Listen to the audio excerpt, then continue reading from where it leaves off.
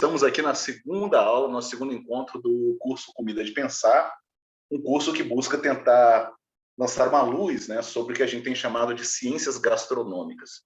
E como vocês já sabem, a gente conversou na aula anterior, a ideia de ciências gastronômicas é convidar todas as ciências e conhecimentos tangentes para conversar com a gastronomia, ou a partir da gastronomia, usando, então, essas sabedorias, né, esses conhecimentos que a gente tem a partir de outros feudos de conhecimento. Então, para a gente vai usar com muita liberdade, né, todas essas teorias e ajudas de outros conhecimentos, porque a gente não tem aqui o interesse também de criar o nosso próprio feudo da gastronomia, apesar de que, eventualmente, quando as coisas se formalizam, elas acabam se tornando, se engessando um pouco. Aqui a gente está um pouquinho mais livre para discutir. E por isso que hoje a gente vai falar sobre arquitetura. É o tema da aula de hoje. Sim, não domino arquitetura, este tema, mas a gente vai pensar um pouco a partir da arquitetura, a partir do urbanismo. E é bem óbvio, né, quando a gente fala assim, o que tem a ver comida com arquitetura? Bem, tem tudo a ver, a começar pelo lugar aonde a gente pratica a comida, que é a cozinha. Tudo passa pela forma como a gente estrutura a nossa área de trabalho, em lugares menores, em lugares maiores. Então, aqui a gente vai tentar passar um pouco sobre, se aprofundar um pouco, né, sobre o ato de cozinhar, que a gente começou a relacionar na aula anterior, só que muito mais relacionado à ideia do ato de comer, e agora a gente vai falar sobre o ato de cozinhar, como que a gente dominou esse ato, o que envolve esse ato, até de um modo técnico, só que a gente vai fazer isso buscando atingir uma discussão sobre o papel dessa evolução da cozinha, ou evolução da cozinha doméstica, principalmente, para esse nosso entendimento do que é isso que a gente chama de evolução, né? Há uma evolução da cozinha, da arquitetura, né, da cozinha nesse sentido? Ou então, o que quais são as contradições, né, principalmente, que essa espécie de evolução, né, esse progresso, ele pode trazer à medida em que a gente se moderniza, inclusive. Então, a gente fala também um pouco de tecnologia.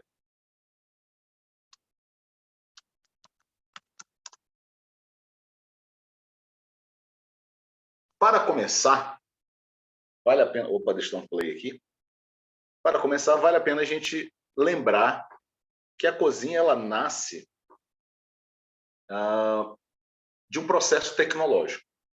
E quando a gente fala em tecnologia, a gente está, a rigor, sempre pensando, por conta, né, do espírito do nosso tempo, a gente está sempre pensando em coisas digitais, né? A gente está pensando muito nesse universo que nos permite, enfim, ser mais digital, ou então ter várias descobertas groundbreaking no sentido tecnológico, do mecanismo digital, dessa operação.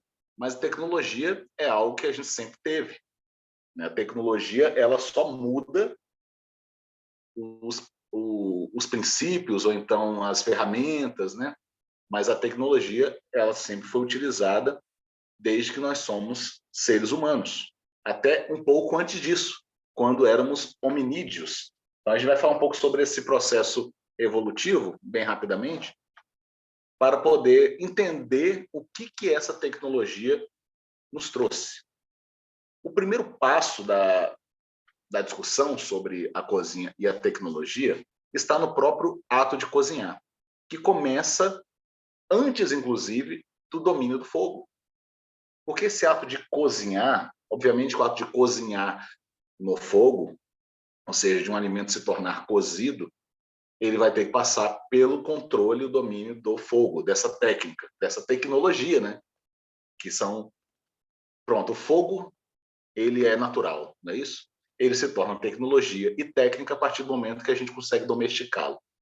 Então, o fogo conseguiu ser domesticado. Antes disso, não havia cozinhar exatamente assim, mas como a gente falou na aula anterior, havia sim a transformação cultural, ou seja, já praticava o cozinhar como um ato, né? Ou então o oferecer comida, ou servir comida, ou comer, já era um ato repleto de significado e de sociabilidade, inclusive.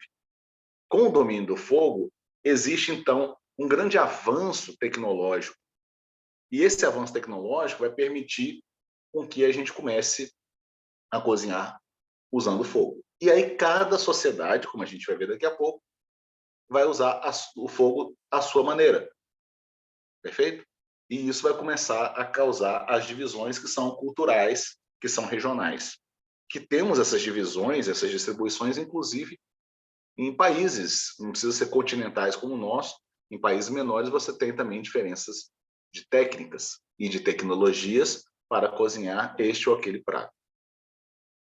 O ato de cozinhar, ele pressupõe também divisão de tarefas, porque o ato de cozinhar, ele começa a se tornar, dentro da nossa sociedade, um ato coletivo. E ele passa a ser um ato coletivo de uma forma tão importante, tão... Uh, ele, na verdade, essencialmente é um ato coletivo, se a gente for pensar na história, no curso da história, que até a Idade Média, na verdade, até o início da Idade Moderna, você não tinha cozinha como um cômodo. Você não tinha cozinha numa perspectiva que a gente pode dizer propriamente doméstica, íntima, particular, privada. Não, a cozinha, ele era um bem, ele era um lugar público, era um lugar de divisão, né? Um lugar que era frequentado por várias pessoas e, portanto, a divisão de tarefas começa a ser um pressuposto muito importante para a gente pensar nesta evolução. Não gosto muito da ideia de evolução, né?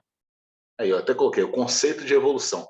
O conceito de evolução que a gente está usando aqui é o conceito preguiçoso de evolução, tá? É por falta de um sinônimo melhor, né, que consiga expressar isso de uma forma mais precisa, a gente usa evolução para a gente entender que era de um jeito e ela vai se tornando de outro jeito. Não é a evolução no sentido de que evoluiu em termos de mudou de patamar. Não, a gente não teve esse tipo de evolução necessariamente. Ou seja, não estamos dizendo que fica melhor ou a gente vai, né, pode ter ficado melhor também em vários aspectos, mas não é esse o lugar que a gente vai partir. A gente vai pensar nesse conceito de evolução só de transformação no curso do tempo, tá? Então, a cozinha também sempre evocou um espírito de solidariedade. Por ela ser um lugar de produção, ela também se tornava um lugar de distribuição de alimentos.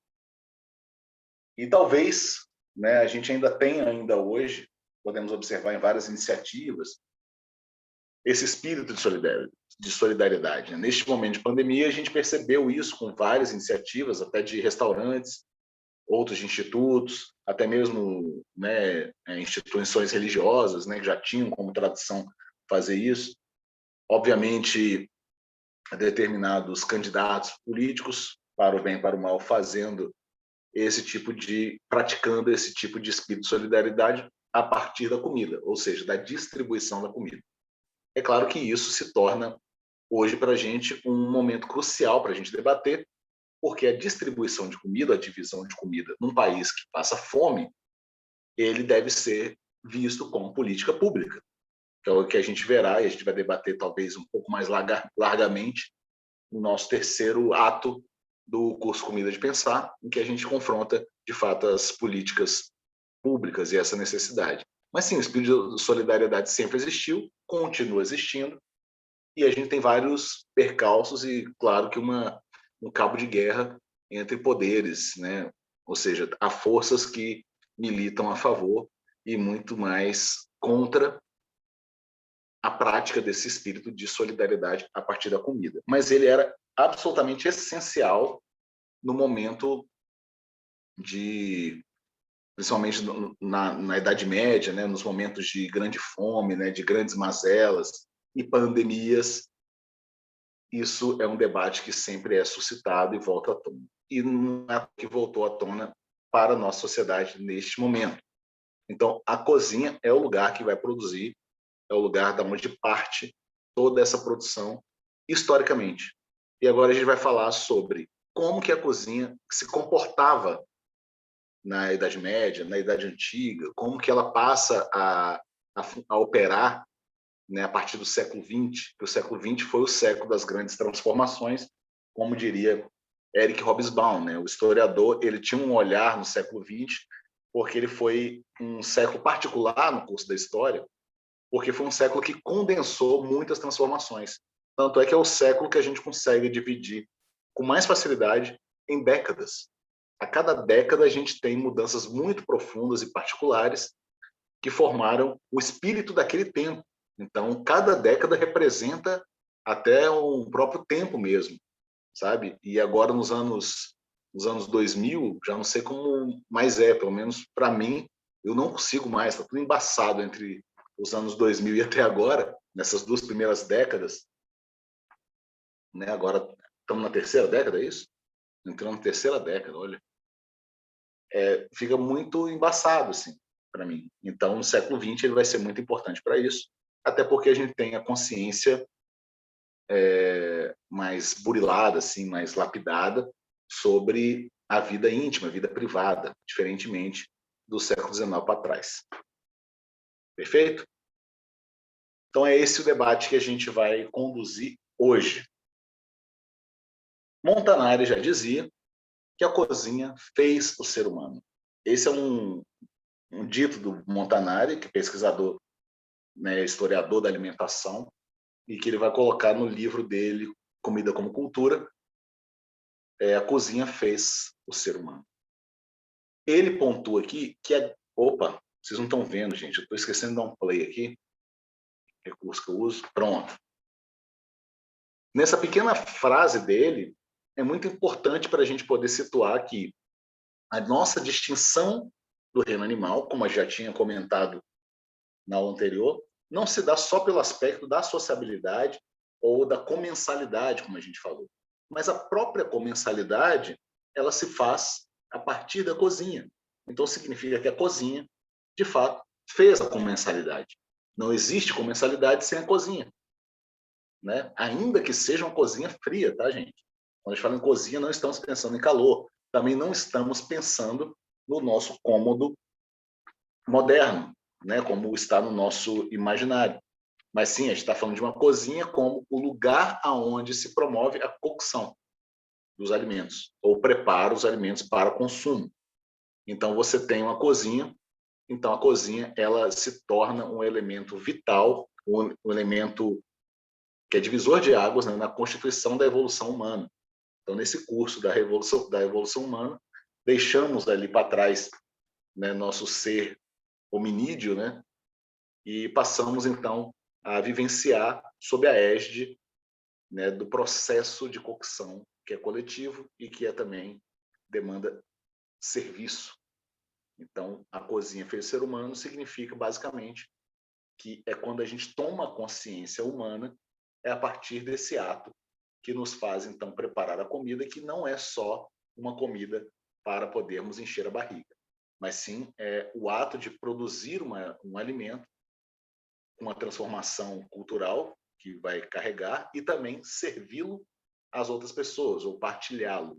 Então, o espírito da comensalidade é o espírito da cozinha que sempre evocou esse desejo, essa necessidade nossa de comermos juntos, juntas. Pois bem, da perspectiva evolucionista, a gente tem essas 4 categorias que eu separei, tá, pessoal? Aqui não é exatamente uma... Aqui é, de fato, o processo evolutivo que a gente vai falar, ou seja, literalmente.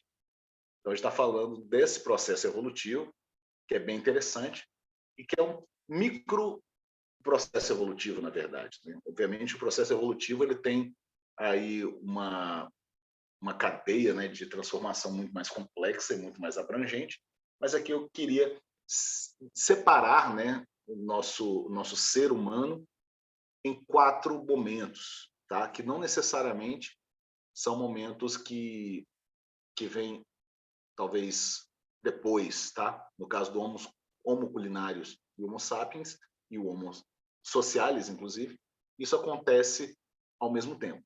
Mas eu quero então mostrar essa evolução no sentido mesmo do imaginário do ser humano. Bem, temos uma separação inicial, talvez o que se chama de elo perdido, não sei, que está ali mais ou menos no que a gente chama de hominídeos, né? Hominídeos seriam esses primatas, né, pré-seres humanos. Não seriam considerados seres humanos dotados de inteligência como nós, mas seria talvez essa espécie dentro do curso da evolução que já apontava para características muito mais próximas e formativas do ser humano enquanto, né, um ser único dotado de inteligência. Então, o hominídeo ele tem pela parte da cozinha, ou pela parte da comida, da sua relação com a comida, algumas pistas de quão próximo estava na escala da evolução. O hominídeo ele adotava, né, uma dieta distinta dos primatas primitivos, ou seja, como macaco, gorila, os hominídeos se destacavam dele já, promovendo uma dieta que, inclusive, era consciente. A gente não sabe o grau de consciência, talvez, né, quem pesquise especificamente sobre esse assunto possa falar melhor, mas aqui eu estou falando mais de uma visão muito mais genérica, né? Eu ainda sou um leigo, né, nesse aspecto da ciência evolucionista, mas nos hominídeos a gente já tem como consolidado que ele praticava uma mistura de alimentos com uma consciência onívora. O que quer dizer isso? Que ele conseguia, não só por instinto, se alimentar de animais, de outros animais, insetos e outros bichos, como também de plantas. Ele não só fazia isso, como o próprio macaco, né? O chimpanzé é um ser onívoro, né? Ele já comia também outros pequenos animais. Ele já praticava uma espécie de caça, né? Como os animais predadores praticam. E também tinha uma dieta à base de vegetais, né? De verduras, legumes e tal. Mas essa mistura vem com os hominídeos, que já tinham entendido que podiam consumir juntos, né? Ou então, quando pensasse em consumo, pensasse, né, no seu instinto, nessa característica, nessas duas modalidades de alimentação. E também era marcado pelo nomadismo. O nomadismo vai ser uma situação que também vai ser muito própria, né, de muitos seres humanos, ali principalmente do Mesolítico, onde aparece o Homo socialis. O Homo socialis é quem, então, vai distribuir, ou vai ser também muito considerado como a partir ali do povo já neandertal, né, que está sendo retratado ali na Guerra do Fogo, você já tem ali o espírito de sociabilidade, né? Então, o Homo socialis ainda é um homem primitivo, uma mulher primitiva, no período mesolítico, obviamente, mas já se praticava essa ideia da refeição comunitária e também a divisão de clãs, as guerras entre esses clãs, entre esses grupos. E aqui a gente tem como um retrato muito legal que eu coloquei para vocês é da Guerra do Fogo, em que você tem uma luta pelo domínio do próprio fogo, da tecnologia. Esse espírito da sociabilidade, ele vai formar, então, o que a gente entende como Homo sapiens. Homo sapiens, que foi a nossa espécie, então, no ponto final da curva, né? Obviamente, a gente já pode perceber que a gente está meio que já fazendo a curva, né? Tem muita gente que, inclusive, já voltou, né, à idade primitiva. Não sei se vocês viram algumas imagens aí de domingo ou de sábado, sei lá, mas de fato a gente percebe que não necessariamente todo homem sapiens está seguindo o curso natural da evolução, né? Pois bem, fora a piada, né, encaixada aí, o Homo sapiens ele tem uma característica ainda mais distinta desse período, né, do Mesolítico, que foi a domesticação do meio ambiente, ou seja, tudo aquilo que o envolve. Ele domestica, então, as práticas pecuárias, as práticas, né, de plantação, de colheita, de território e até mesmo de construção, obviamente, de casa. Isso tudo se torna fixação de terra, né? Isso tudo se torna uma característica básica para o Homo sapiens. Veja, mesmo com a fixação de terra, você ainda tem muito nomadismo, né? Porque a fixação de terra não significa necessariamente você já ter uma estrutura arquitetônica final de uma casa como a gente tem hoje. A gente pode até em lugares mais remotos construir uma casa e ali ficar, né? O nomadismo ele vai prever que você não tem esse lugar, mas a consciência de terra e de fixação de terra, pelo menos por alguns períodos, era muito utilizado no princípio evolucionista mesmo, né? Lá nos nossos antepassados faziam isso. E o que nos interessa é entender que o Homo sapiens ele tem uma segunda evolução, que eu gosto de brincar, que é essa do Homo culinarius, que de fato não chega a ser uma espécie diferente, tá? O Homo culinarius ele é o Homo sapiens, né? Não é nenhuma subdivisão disso, mas ele é, na verdade, uma separação que eu coloco para o propósito da nossa conversa aqui. O Homo culinarius é aquele que conseguiu, então, desenvolver métodos de conservação, práticas, ritos, e com consciência adquire, né? Então, uma consciência tecnológica. O Homo culinarius, ele não é ninguém sem isso. Por isso, pessoal, que não existe você cozinhar sem ter instrumentos, você sem ter tecnologia, sem ter métodos. E eu não estou falando que é os métodos corretos ou da escola francesa, enfim, esse referencial, tá? Ele não é o que guia talvez os nossos imaginários de hoje. Mas sim, cozinhar ele requer isso, esse desenvolvimento de métodos e de técnicas e tecnologias que vão nos permitir construir algo que se chama comida, ou seja, que vai nos permitir cozinhar. Então, como cozinhamos a partir de sermos dotados de uma consciência tecnológica. Então, a partir daí, a gente promove essa prática desenvolvimentista, no bom sentido, que vai nos permitir, então, dominar vários tipos de alimento, chegando, inclusive, às tecnologias mais novas, né, no curso da história, como do congelamento, por exemplo, né, que se tornou uma grande novidade no século XX. Né, o processo de congelamento mudou tudo. Né, o próprio processo também de fermentação mudou muito mais em tempos anteriores, principalmente na Revolução Industrial. Né? Então, a gente sempre praticou métodos de conservação, principalmente em países em climas extremos. Né? Países em climas muito frios ou muito quentes vão ter suas próprias técnicas de conservação que são realizadas e são construídas a partir da sua relação com o meio ambiente. E aí por isso que fala, a gente não é tão evoluído assim, eu já ouvi falar, principalmente youtubers, né? Youtubers fazendo dando aquela contribuída, né? Falando que nós não somos tão evoluídos como o povo escandinavo, que já domina há muito tempo as técnicas de conservação de vegetais. Bem, morando num país que vegetal fresco dá o ano todo, não vejo a necessidade de sermos um expoente na conservação desses mesmos vegetais. Então está aí a grande diferença. Obviamente, se os povos escandinavos tivessem também a sorte de ter um lugar tão diverso, tropical, que plantasse e colhesse simplesmente todos os meses do ano, mudando apenas só os tipos de insumo, obviamente não haveria essa preocupação. Então, essa própria preocupação e a forma como cada cultura se desponta em determinada tecnologia é explicada pelo fato da sua relação com o meio ambiente. E não pelo que muitas vezes historiadores ao curso do tempo e hoje, né, os negacionistas de plantão têm feito muito, que é a conversa de que há, né, sociedades, há pessoas mais evoluídas que outras no mundo, né, nesses processos tecnológicos. Não existe. Não existe esse processo de evolução. Evolução estamos todos no mesmo.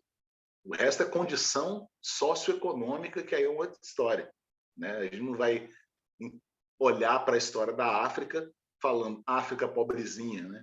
A África simplesmente era talvez um dos reinos mais poderosos do mundo, né? Onde haveria as maiores riquezas e as maiores tecnologias em algum determinado momento. Só que ela foi saqueada. Então você tem uma história complexa aí acontecendo. Então isso tudo a gente precisa levar em conta quando a gente faz essas generalizações. Beleza, gente? Se eu estiver falando rápido demais e vocês não pescarem alguma coisa, podem chamar a atenção, pode dar um alô. Joia? Pois bem, falando da cozinha propriamente dita agora, veja, as receitas vieram com a tecnologia. Ou seja, as receitas nascem, com grande parte, a partir da tecnologia desenvolvida. Isso é uma coisa que os livros de receita costumam não dizer de uma forma tão apropriada. Tem várias pessoas que escrevem hoje sobre receitas já conseguindo contextualizar. Quando vai falar, por exemplo, de um pão pita, né, um pão chapati, né, ou os pães achatados da culinária indiana, paquistanesa também, né? Oriente Médio, até asiático, centro, sul da Ásia, ou seja, muito usado nesses países, né? Índia, Paquistão, que é usado desse fogo aqui chamado tandoor. Tá vendo aqui, ó? Isso aqui é um fogão. Esse fogão fazia esse tipo de pão. Aí você pensa, tá, por que que o indiano é um povo que come muito esse pão chato, né? E é um pão feito rápido, um pão sem fermento. Tem também as versões com fermento, tá? Eu não sei exatamente diferenciar, não sou um expert nesse assunto. Se eu não me engano, o pita tem fermento e o naan não. Se vocês souberem, podem contribuir com isso, tá? Então, você tem esse fogão feito dessa forma para comportar essa massa produzida dessa forma para ser assada neste forno. Então, veja, a receita depende do forno. Hoje você vai ver youtubers padeiros, tem um muito bom que eu conheci lá em Polenzo. Sim, a gente vai falar sobre cozinhas coletivas que ainda existem, sim. E também a diferença de cozinha suja e cozinha limpa, né, como dizia o jargão português. Lá falaremos sobre isso daqui a pouco. É um camarada que eu acho muito legal, se vocês quiserem seguir no Instagram. Ele é ótimo, super divertido. Ele é um israelense que eu conheci lá em Polenzo, né? Ele estava fazendo um curso lá na Itália também. E no meio da pandemia, antes da pandemia até, e depois no meio da pandemia, eu recorri aos talentos dele de padeiro. E realmente, assim, o camarada cozinha muito bem. O nome dele é Ben Dindi.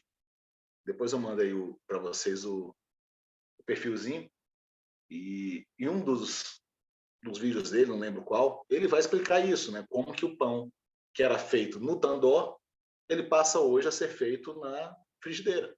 Você pode fazer na boca do fogão. Pode fazer também. Mas a gente precisa entender que esse pão, ele nasce nesses lugares, nessas regiões, por causa da tecnologia utilizada. A tecnologia que era utilizada na Grécia, era utilizada, né, na Europa como um todo, né, na Europa medieval, pouco antes disso também, ó, era esse do meio.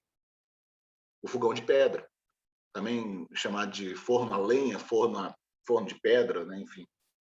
Esse forno, que hoje para a gente faz muito sentido, inclusive, é o forno que dava aqueles pães de casca dura, né, mais fermentados, porque a tecnologia o permitia, né, ter um calor suficiente para fazer isso e ter também uma estrutura que comportasse o pão em cima de uma pedra e que podia então crescer. No caso dos tandoors, eles não permitiam fazer isso.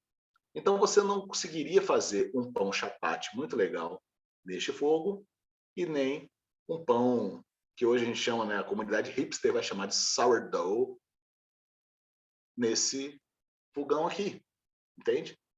A mesma coisa vai acontecer na África, né, com o famoso ngali, que foi inclusive tema de debate muito pitoresco nas últimas semanas. Não sei se vocês viram o episódio.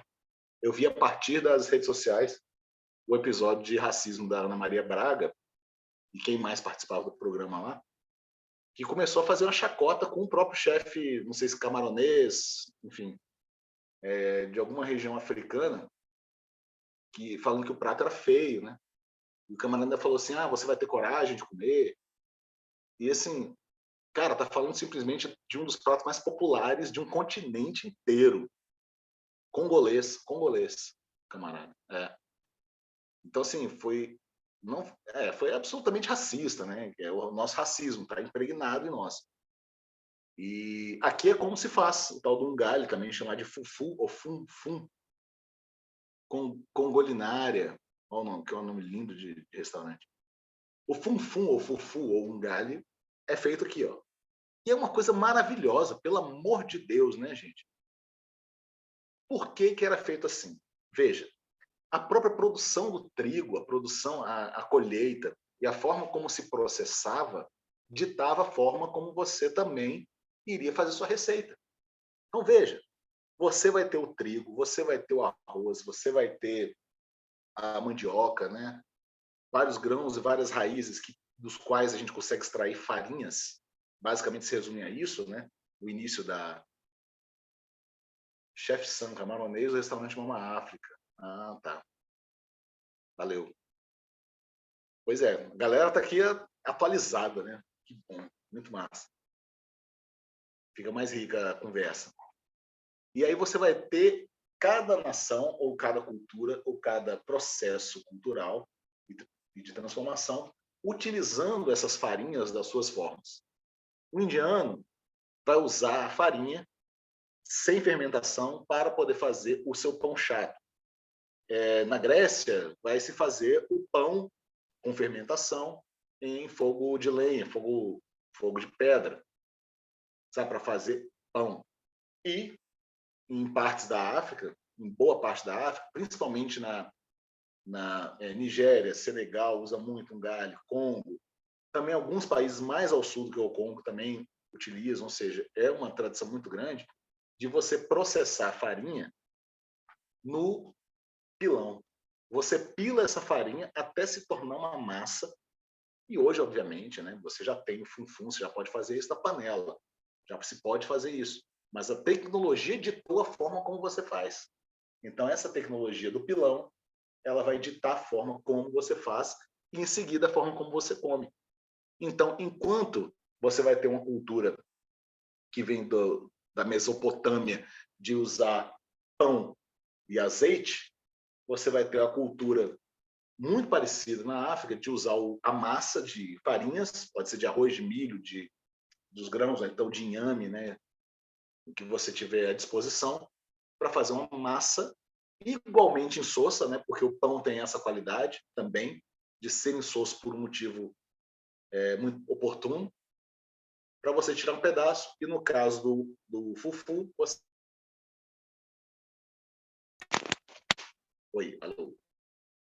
você coloca numa sopinha que vai dar toda aquela nova camada de sabor e de prazer, né, que a gente precisa de uma boa comida. Então, isso vai ser feito a partir das tecnologias utilizadas. O que nos leva, então, a falar sobre como que a gente construiu uma receita. O princípio básico da receita... Oi, Mariana.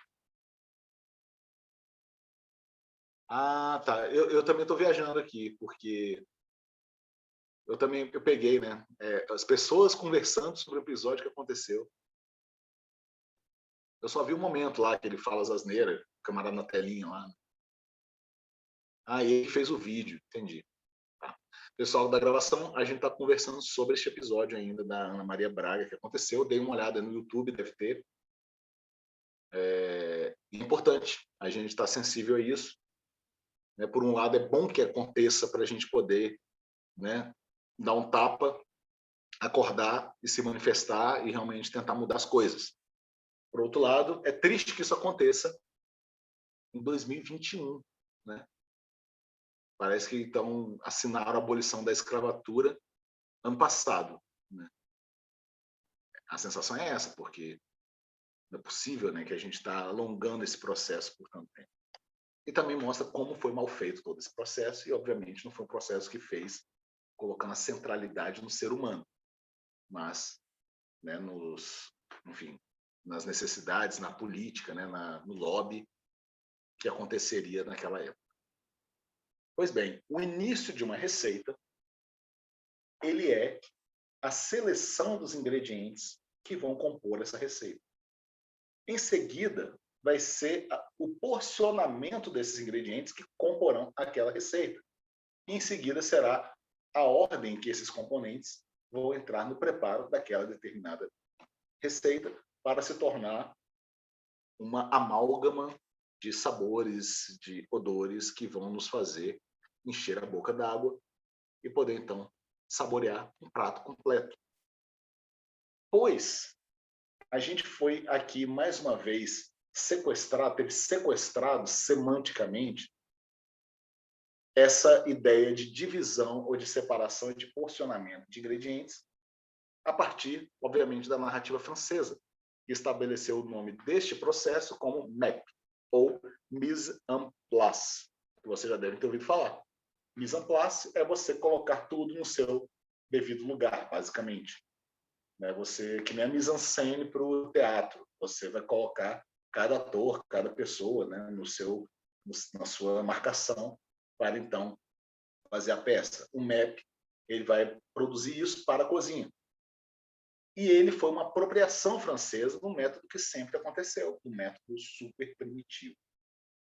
E eu queria aqui mostrar para vocês alguns exemplos de mise en place que estão aí além do que a gente entende burocraticamente como mise en place, ou tecnicamente, né? Quando a gente faz a escola de gastronomia, quando faz até a graduação de gastronomia, para se tornar tecnólogo ou gastrólogo, né? Tecnólogo em gastronomia ou gastrólogo, você vai aprender MEP. Tudo gira em torno disso. Mas não se dá uma perspectiva de que MEP não é essa organização francesa necessariamente. Tá? Os franceses conseguiram ganhar na narrativa dessa brincadeira. Mas o MEP acontece desde o início, desde sua ida à feira, por exemplo. E aqui a gente vai mostrar alguns exemplos de mise en place. Eu vou mostrar, tem um vídeo super legal, só que eu vou mostrar só um trecho dele, né, porque ele é meio longo para o propósito da nossa aula. Mas eu vou mostrar aqui 3, digamos, possibilidades de mise en place que não são o mise en place francês, que a gente aprendeu. Para a gente poder entender que aquilo também é o que a França chamou de mise en place e a gente chamava de preparação. Então, como minha avó falava, né, tem que colocar os ingredientes nas cumbuquinhas, entendeu? Coloca nas cumbuquinhas para depois fazer. Ou então, organiza isso aí, entendeu? Simples, é o MEP. Pois aqui a gente vai dar uns exemplos que saem um pouco dessa nossa percepção de MEP como sendo uma coisa especificamente da cozinha, especificamente feito nos chamados ramequins, né? Ramequinhos, que os franceses também adotavam, né, como prática, né, principalmente de organização do restaurante profissional, da cozinha do restaurante profissional. Então a gente vai ter um MEP primeiro, que é o MEP do pessoal do Village Cooking. Não sei se vocês já viram, é um grupo aí de pessoas, eu não sei se da Índia ou do Sri Lanka, que fazem uns rangos enormes assim, né, para um batalhão de pessoas. Mas é sensacional, né? Pelo menos eu acho super satisfatório ficar vendo a produção que essa galera faz. Em seguida a gente vai ver o processo criativo, não criativo, né? O processo de organização do Enrico Crippa, que é um chefe estrelado aí, lá de Alba, na Itália, em que ele tem um restaurante chamado Piazza Duomo, que é um restaurante que também tem uma horta. Na verdade, ele tem, quase que uma fazendinha mesmo, assim, é bem grande.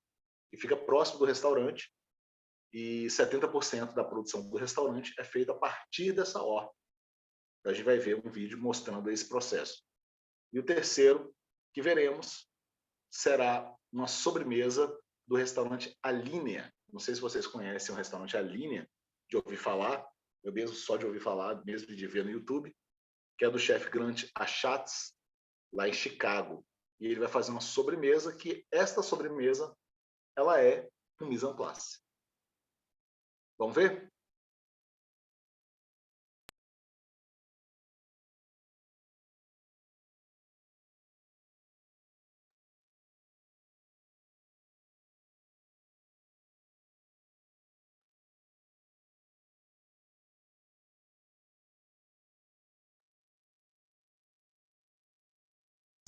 சுட சுட மொறு மொறுன்னு கோதுமை மாவுல சமோசா செம்மையா சமைக்கிறான், பயங்கரமா ருசிக்கிறான். இன்னைக்கு ஒரு புட்டு. எல்லாரும் வாங்க. Always welcomes you.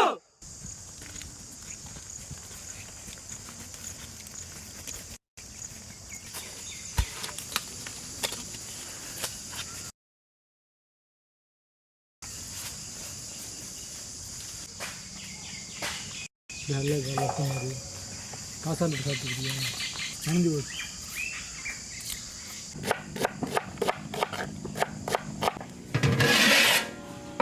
உருளைக்கிழங்கு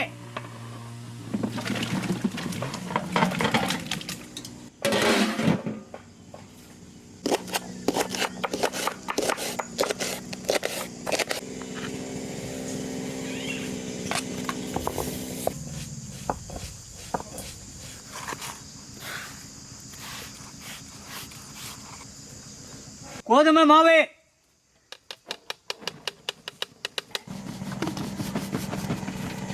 செக்கில் ஆட்டின சுத்தமான நல்லெண்ணெய் ஓமப்பொடி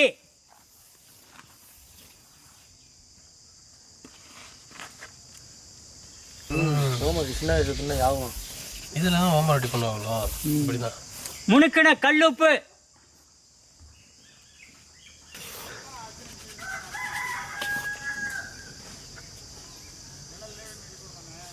பச்சை தண்ணி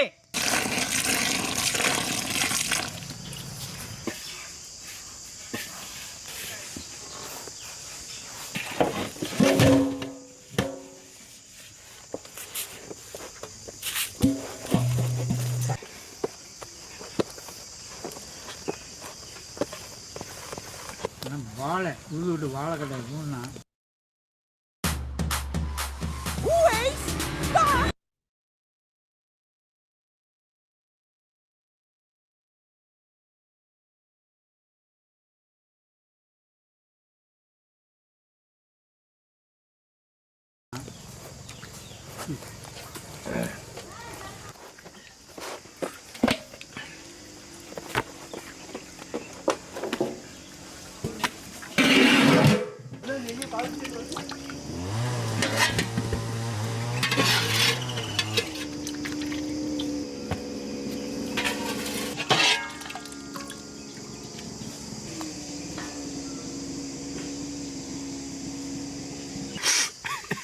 ஏமாடு இன்னைக்கு பாராட்டலாம்ப்பா ஒரு விஷயத்துல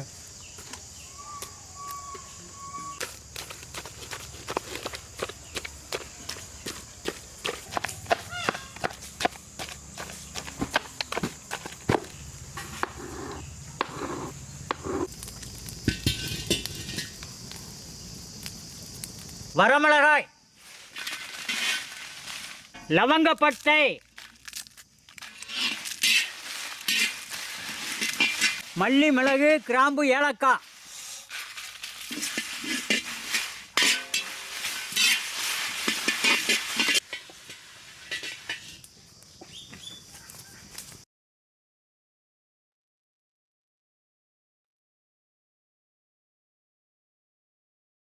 Agora a salada italiana.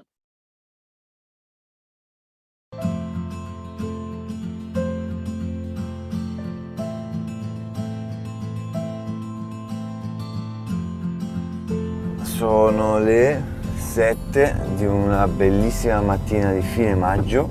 Stiamo andando a Barolo per raccogliere nel primo dei 2 orti creati da noi nel 2006.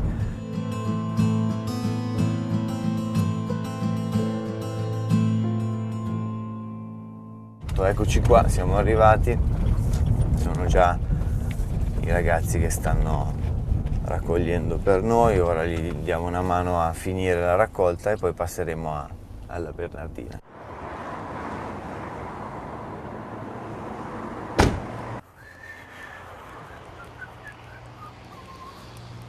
Ciao Fabio! Ciao Enrico! Com'è? Sei a posto? Sì, sì, sì.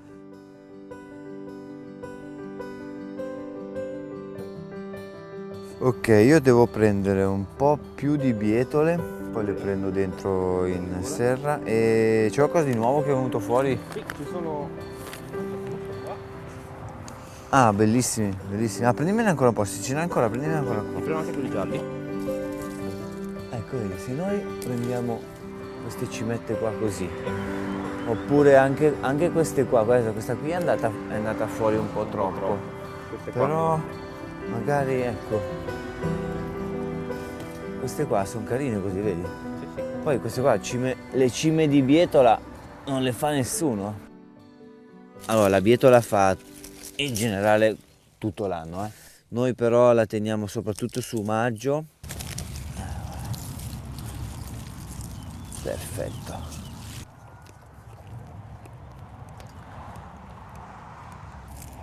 Insalata, questa fra qualche ora entrerà nella mitica e famosa insalata di Piazza Duomo, eh. Tiro su ancora un po' di E agora a sobremesa do restaurante Alinea.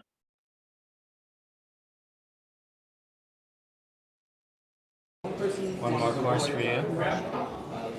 Lobster, shrimp, crab, crawfish. Absolutely. Very well. We can accommodate that. Is there anything else? Any interest in enjoying some wine?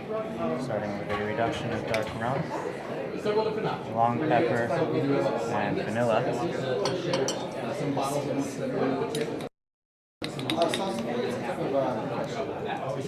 we don't list anything out. No, this one we get from Belgium. We have plenty available. What we really like to do is soy sauce. Allspice, We didn't hide very many. It'll go well with it. I think it's great with the white wine. We could try some of the things. It's got salty white wine. and mango. Where's your palate? Like tartness, standard wine pairing. There's a reserve wine pairing. Wine. We are trying to different things throughout the course of the year. Passion fruit, Consuming usually around 4. caramelized banana, pressed watermelon, Yeah. Any preferences for water? sour cherry, golden pineapple, dragon fruit, Carolina candies with an edible wrapper, and chocolate,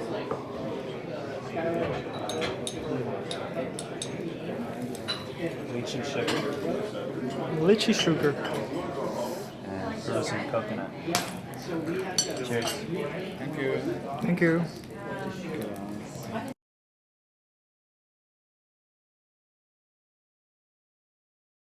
Então, gente, quando a gente fala em mise en place, em organização, há várias formas da gente poder abordar essa questão, como vocês viram aí agora. Digam lá, o que vocês acharam?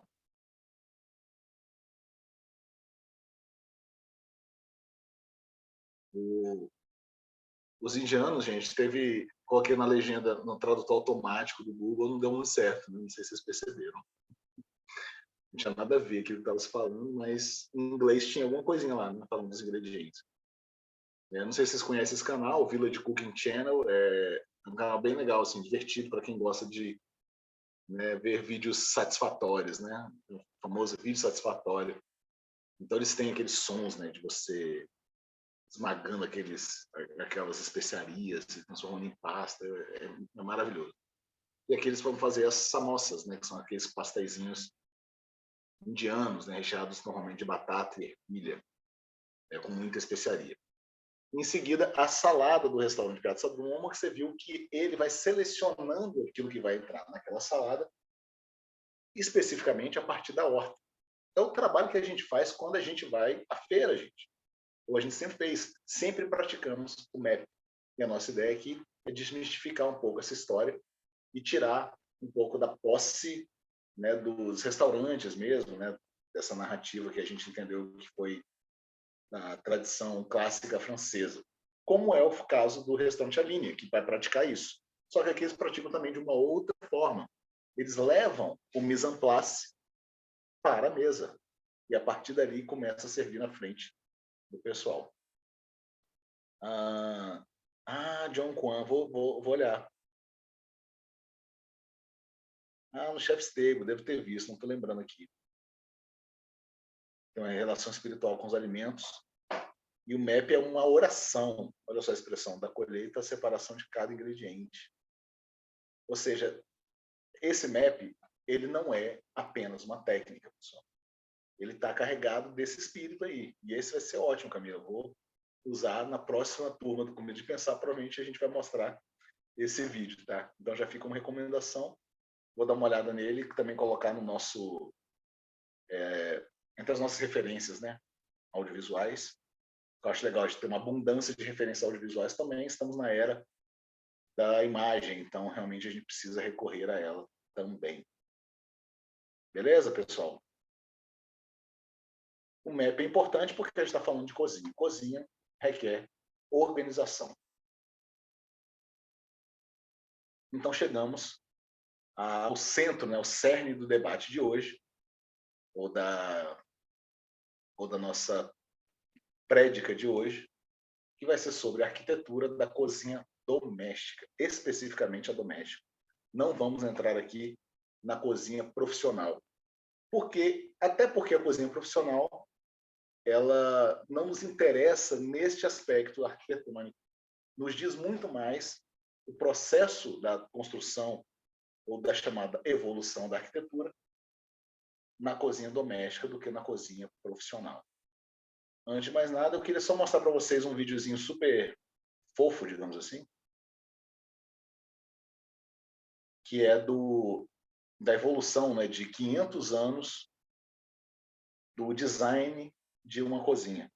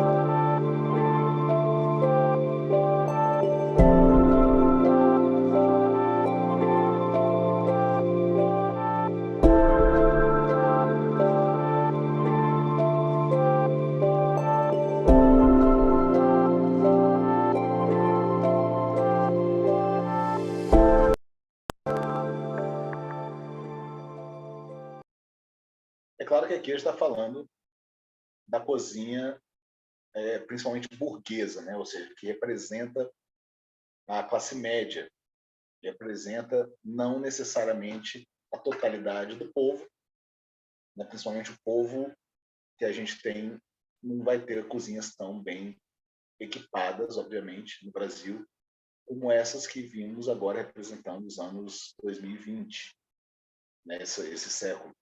Mas percebemos que o seguinte, estruturalmente, a cozinha fica quase que 300 anos sem mudar nada, a cozinha doméstica, sabe? Ela fica muito parada no tempo, enquanto essa estrutura dentro do lar. Só que tem muito mais do que só o design da cozinha, pelo menos o design ideal, que é o que se mostra nesse vídeo, para a gente poder falar sobre a arquitetura da cozinha. Pois bem, a cozinha, ela é inicialmente o anexo da habitação. Ela não fazia parte, arquitetonicamente, de uma casa. Ou seja, ela era compartilhada. Ela continua sendo compartilhada aí até próximo ao século XVIII. Ou seja, a gente está falando aí do momento marcando, né, para nosso entendimento ocidental, um marco interessante da gente pegar é o da Revolução Francesa, que é onde a gente começa a ter uma diferente abordagem, pelo menos no espírito do tempo, em relação ao lugar da cozinha. Então, a cozinha sempre foi um anexo da habitação. Ela não era considerada um lugar da casa, um cômodo. Não integrava, né, a intimidade da família. E também permitia, ou então fazia com que, né, nós, como sociedade, tomássemos mais refeições ao ar livre, ou então tomássemos refeições dentro de casa, mas carregando então só a comida para dentro de casa e não necessariamente cozinhando dentro de casa. Então ele sempre foi um anexo E você vai ter várias formas de estruturar a cozinha nos últimos 2.000 anos até, em que vamos ter aí, por exemplo, uma escadaria. Não sei se vocês já viram essa imagem, talvez, da organização das casas, principalmente ali no Oriente Médio, né? Você vai ter a Mesopotâmia, até o norte da África. As casas tinham uma escadaria do lado de fora da casa. Ou seja, era um lugar público para as pessoas acessarem, inclusive para subir no teto da casa. Então, era muito comum você ter esse tipo de organização. E a cozinha também era do lado de fora. Então, não existia esse senso de privacidade como a gente tem hoje. Não toque, não abra a minha geladeira, não é isso? Então, você não tinha necessariamente bens privados nesse sentido. Então, um ato de cozinhar, ele era um ato necessariamente sociabilizado, ou seja, era um ato que envolvia a divisão de tarefas, como a gente falou no início, que envolvia mais gente para a produção de comida, normalmente para um grupo também maior. Não era esse negócio de você cozinhar para 2 pessoas, né, para a sua família dentro de casa, e ali está feito o trabalho. Não, você tinha, de fato, né, uma grande engenharia, né, de pessoas para conseguir fazer uma refeição. A cozinha vai se tornar um cômodo privado muito depois, sabe? A gente vai passar muito tempo ainda com a cozinha como anexo da habitação, atravessa toda a Idade Média como tal, e na era moderna a gente consegue entender a cozinha como um cômodo privado e que vem num arranjo, na verdade, de cima para baixo, como sempre. Primeiro, você tinha o ideal da corte, ou seja, dos castelos, que já tinham suas cozinhas privativas. E a aristocracia sempre quis imitar o que acontecia dentro do espaço da corte, do espaço real. Então, ela própria começa a fundir a sala de jantar, né, chamada sala de jantar, que começa a aparecer, com a ideia de cozinha. Tá? Então, começa-se a ver uma ideia de espaço privado, porque esse era um lugar que você recebia pessoas da sua casta, obviamente, para poder sentar em torno da sala de jantar. A sala de jantar, ela se torna, então, um cômodo da casa, pela primeira vez, já ali, né, no século XVII, século XVIII, né, talvez com mais força no século XVIII, obviamente, mas ainda na mesa aristocrática. Né? A burguesia ainda não participa desse arranjo, muito embora o queira. Tá? E a sala de jantar se torna um lugar de entretenimento. O lugar de entretenimento é a sala de jantar, porque também envolvia o espaço para as crianças. E a cozinha começava, então, a integrar esse lugar em que você comia. Então, você cozinhava e também servia. Nesse tipo de relação, você tinha, então, um ideal de cômodo privado que vinha surgindo na nossa sociedade, então, há não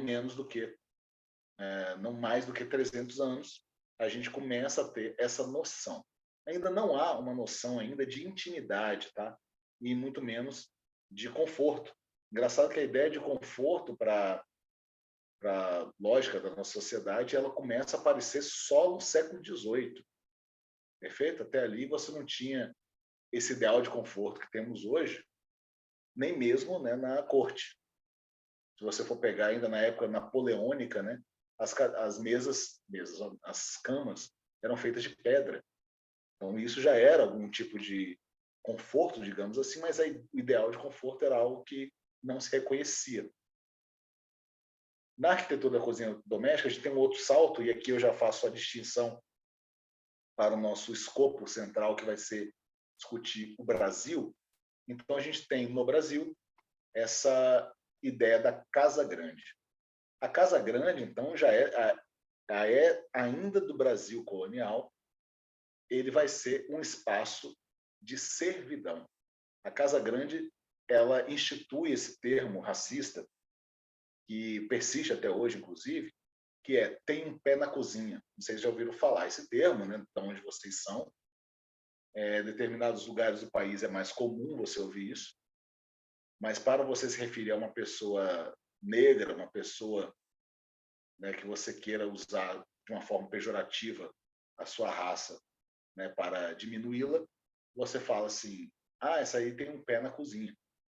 E a ideia de ter um pé na cozinha é porque a cozinha era um espaço de servidão dentro da casa grande. Isso significa que, se você tem um pé na cozinha, você é uma pessoa negra. Então, a partir daí, torna-se, então, uma expressão racista, que muita gente usa indiscriminadamente, achando que é só uma expressão, né, que a gente usa no Brasil, mas eu acho que a gente precisa buscar essas expressões, questioná-las e deixar de usar, inclusive, muitas delas, como o denegrir também faz parte dessa semântica racista, né? Inclusive, se você for ao dicionário, vai estar literalmente explicando que denegrir é rebaixar a pessoa à condição de negritude. Então, isso, né, não precisa nem de mais evidências, né, para a gente poder banir do nosso vocabulário.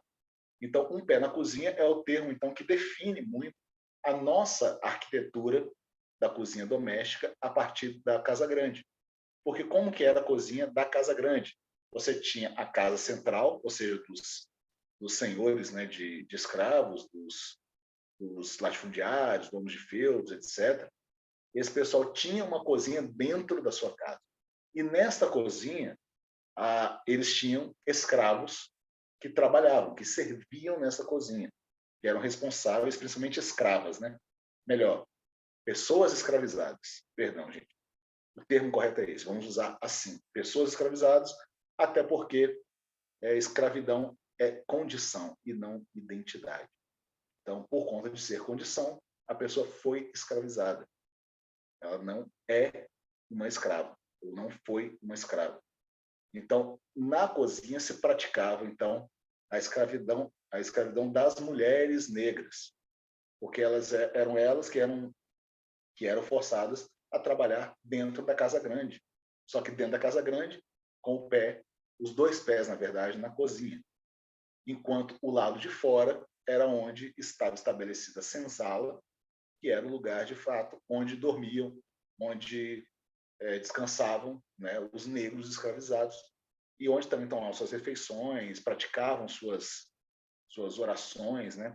Outra polêmica importante para a gente discutir, né, que o negro não podia, né, era tolhido de praticar as suas expressões, né, culturais, de exercer a comensalidade.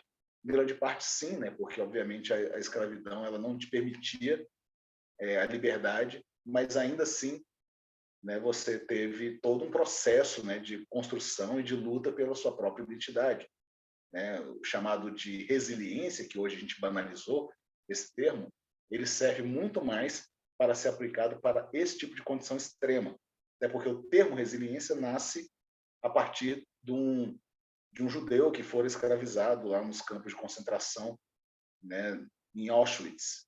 Então, ele traz o termo resiliência para ser esse termo de estou preservando a minha cultura, a minha sanidade e a minha identidade, mesmo nesse lugar, né, que tem tudo desfavorável para que eu possa fazê-lo. Até porque, se o negro que for escravizado não pudesse ter praticado ou não tivesse influenciado nada disso, a gente não teria toda essa influência que a gente tem hoje, né, dos povos de matriz africana que vieram forçadamente para formar este país. Pois bem, a Casa Grande, ele tinha, né, sua arquitetura distribuída desta forma, perfeito? A cozinha como um lugar especificamente de servidão. No século XIX, quando o Brasil começa, no Brasil Império já, né, entre o Brasil colonial, na verdade, até o Brasil Império, onde chegamos aí no século XIX, você tinha imperando essa noção de uma cozinha, de duas cozinhas, né, numa casa. Ou seja, você tinha a cozinha suja e a cozinha limpa. A cozinha suja seria a cozinha, isso aí são termos portugueses, tá? A cozinha era um termo tão central, era um cômodo tão importante, principalmente para o estabelecimento de uma burguesia, que o censo português no Brasil, ele era feito, em Portugal também era feito assim, ele era feito a partir da contagem de fogos e fogões que cada cidade tinha. Então, o censo só considerava gente quem tinha fogo ou fogão, que eles chamavam, né? Um lugar de se fazer comida. Então, por um lado, é interessante você pensar isso, Porque você tem a ideia de que a comensalidade ela é traduzida a partir do ato de cozinhar, perfeito? Mas, por outro lado, você reduz o censo, então, assim, ainda mais falando hoje, né, gente? Impressionante, a gente está falando de um censo todo enviesado que acontecia até o século XIX apenas, e agora a gente nem censo tem mais, né? Nem o censo com C, nem o censo com S. Pois bem, voltando aos nossos fogos e fogões, a gente tinha uma coisa que era interessante, de que, opa, é tão central para a gente entender que uma casa precisa ter cozinha, ou precisa ser um lugar de cozinhar, que a gente vai contar as pessoas dessa cidade a partir da contagem de fogos e fogões. Só que, por outro lado, criava essa grande contradição que as pessoas que não tinham fogos e fogões não eram consideradas gente, e, portanto, não entravam no censo. Doido isso, né? Aqui também é onde começa a restauração. Vocês vão me ouvir muito citar, principalmente a partir da próxima aula, que a gente vai ter uma aula um pouco mais de abordagem histórica, que eu vou me referir sempre a esse setor, ou esse segmento de alimentação fora do lar, ou de serviço, ou de gastronomia, enfim, como a gente queira chamar, como de restauração. Adoro esse termo. Em Portugal usa-se muito, né, o termo de restauração para se referir aos restaurantes, e ele é usado, obviamente, na língua francesa e também na língua inglesa demais.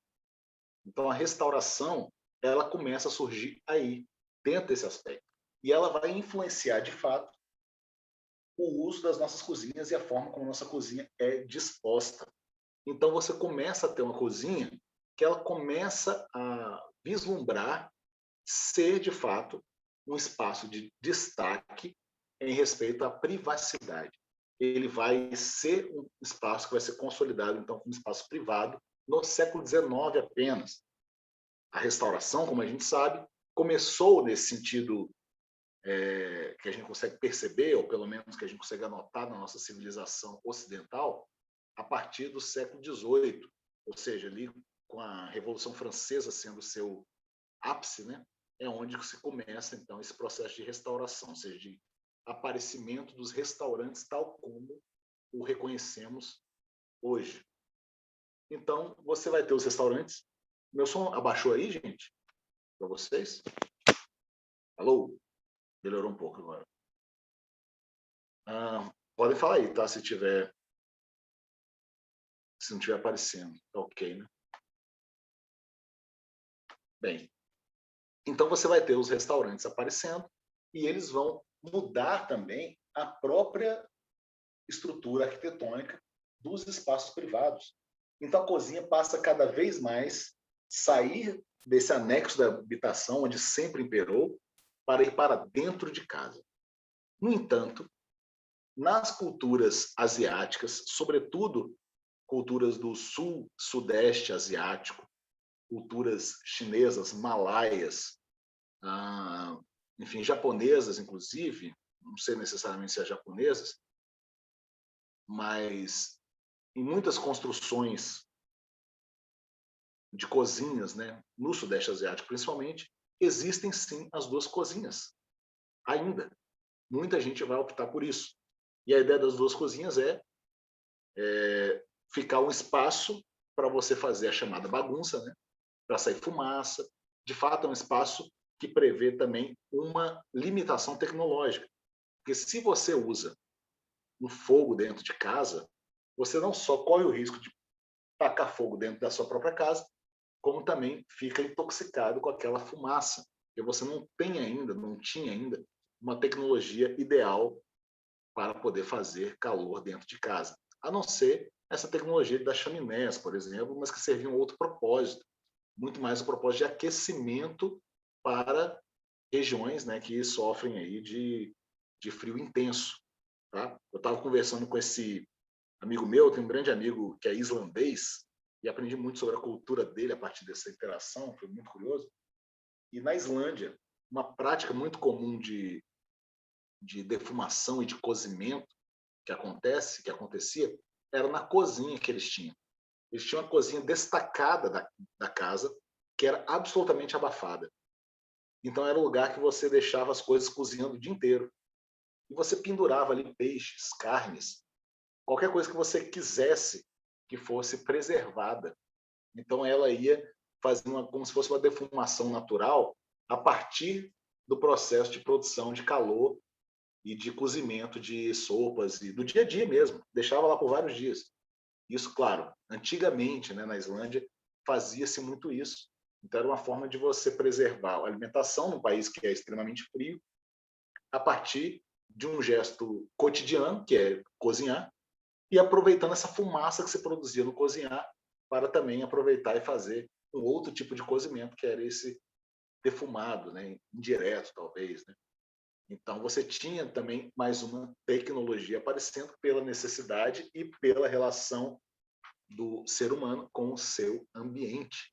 Então isso acontecia na Islândia justamente porque era muito propício a isso. Aliás, era um dos lugares que muita gente gostava de frequentar, né, dentro de casa, essa cozinha que está sempre ligada, por causa do calor que se fazia. Isso nunca ia acontecer no Brasil, né, gente? Mesmo no sul do Brasil, um frio não era tão intenso a ponto de justificar esse tipo de comportamento. Beleza, gente? Estão acompanhando até aí? Esse foi o momento que a gente chega no Brasil Império. E aí a gente pensa, poxa, fomos agora para o Brasil República, que maravilha, né? Começamos o século XX e estamos no século XX pensando em progresso. Pois já dizia, né, Julio Camba, que era um jornalista espanhol, citado pelo Câmara Cascudo, inclusive. Eu nunca consegui ler o escrito original do Julio Camba, né? Só consegui ler, enfim, por apudes, né? Por essas referências de referências. E o Julio Camba tem uma fala que é muito interessante, que ele fala que é progresso, mas não é civilização. Progresso não é a mesma coisa que civilização. Ou seja, você pode fazer ou promover o progresso, mas não necessariamente a civilização. Com essa fala dele, eu só lembro dos nossos 20 anos, né, de chumbo no Brasil, sob uma ditadura militar, na qual tivemos, né, uma época chamada época do progresso. Né? Beleza, reconheço, foi uma época do progresso, mas não foi uma época de civilização. Não houve civilidade. Então a gente precisa escolher o que importa, né, nesse contexto. Então o progresso independe disso. Então quando o Julio Camba fala isso, ele está propondo exatamente que a gente evolui sem necessariamente evoluir como civilização, como sociedade. E foi o que aconteceu indiretamente conosco, em que estamos em 2021 debatendo sobre escravidão. Não superamos. A isso eu chamo de a nova Casa Grande. Para a gente poder falar sobre a nova Casa Grande, eu gosto de usar como exemplo um pequeno trecho do filme Recife Frio, que vocês já viram, ou se não viram, vão ver esse trecho e depois recuperam, está lá na nossa plataforma. Recife Frio é um falso documentário do Kleber Mendonça Filho, mais conhecido pelas produções recentes de Aquários e principalmente Bacurau.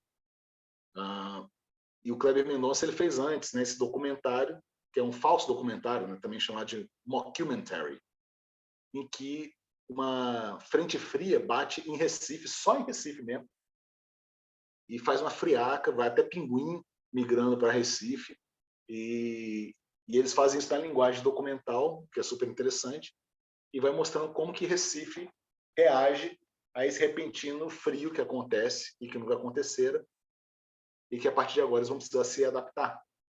E a gente vai ver algumas contradições que ele coloca, que são super engenhosas para a gente poder entender isso que aconteceu. Vamos ver o trechinho?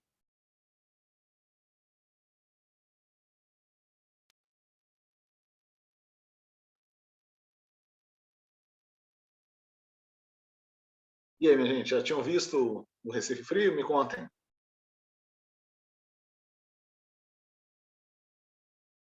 Por que de achos, né? Aí, ó. Depois veja, Camila, inteiro, que ele é bem legal. Então, tá na nossa plataforma já. No YouTube, tá aberto. Então, lá tem um link e você clica e vai direto. também na gravação da aula vai estar, tá, gente? Toda a gravação da aula, você vai na descrição do vídeo. Nossa aula fica gravada no YouTube, mas está dentro da nossa plataforma. Quando você clicar na gravação, você entra na descrição do vídeo, que ali vão ter os links de tudo que a gente está citando. Eu não deixo o trecho na gravação por questão de direito autoral. Porque como eu uso o YouTube como essa plataforma, né, de compartilhamento, ele faz uma triagem lá, dá um rastreamento, e ele vai bloquear o vídeo se tiver protegido por direitos autorais, como é o caso do Recife Frio. Então, todas as referências eu deixo linkadas embaixo para você poder dar um pulo lá. Mas aqui eu quis colocar esse trecho específico que eu acho genial do Kleber Mendonça, essa percepção muito aguçada do que representa o quarto de empregada para nós. E por que estamos falando disso num papo sobre a arquitetura da cozinha doméstica? Porque, gente, quando a gente fala em quarto, e aí eu lembro até do meu filho falando da casa dos meus pais, da minha sogra e tal, ele falando assim, eu não entendo por quê, olha só, uma criança, né, na sua ingenuidade, ela demonstra todas as nossas contradições, né, quanto sociedade. Ela pergunta, eu não entendo por que nessas casas grandes, os quartos ficam todos de um lado, mas o quarto da funcionária, da empregada, da faxineira, fica na cozinha. O quarto fica na cozinha. E foi essa contratação que o menino de 7 anos fez e que gerou um constrangimento enorme, porque, obviamente, o quarto fica na cozinha, porque você separa o lugar de quartos como um quarto de intimidade. São obrigatórios, né? Ainda não são, não. Não são mais obrigatórios, não, pelo que eu li. Mas eu acho que também depende da legislação local, tá? Até 5 anos atrás eram, sim, obrigatórios, exato.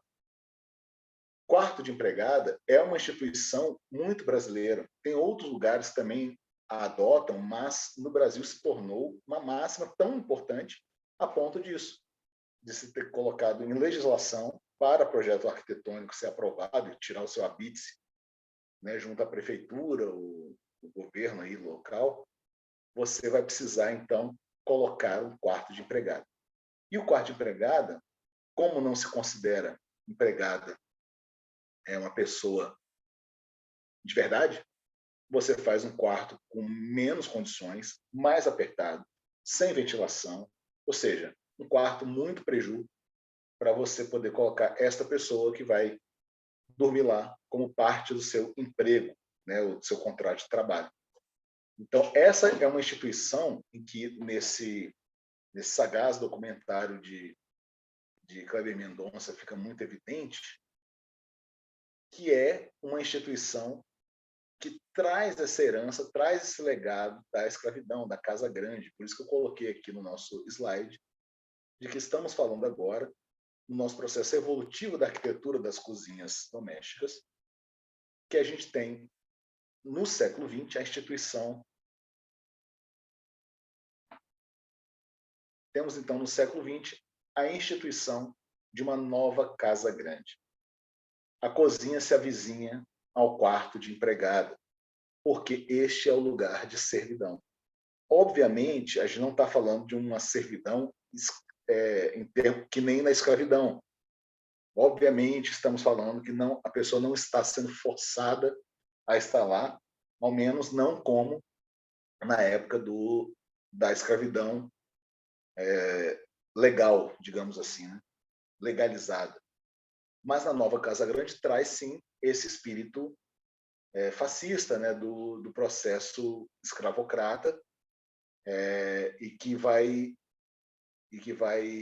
florescer, ou vai se adaptar muito bem ao espírito capitalista do século XX, produtivista, em que você vai ter uma habitação para empregada, em condições muito inferiores, e você vai ter essa pessoa ganhando o salário mínimo e, muitas vezes, sendo tratada em formas análogas à escravidão, como a gente já viu aí em vários...